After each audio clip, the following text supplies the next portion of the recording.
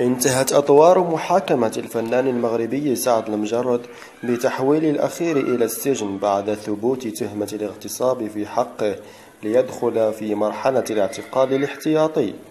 وكشفت الصحافة الفرنسية من قلب قصر العدالة أن سعد المجرد متهم بالضبط حسب القانون الفرنسي بفيول أجرافي أو فيولونس فولونتير أجرافي. وفي سياق المتصل، كان المدعي العام قد رفض اليوم الجمعة تمتيع الفنان المغربي سعد المجرد بالسراح المؤقت إلى حين موعد محاكمته، وذلك بعد استناده على تقرير الخبرة الطبية الذي أكد أن سعد كان تحت تأثير الكحول والمخدرات حين اعتدى على الفتاة البالغة من العمر 20 عاما.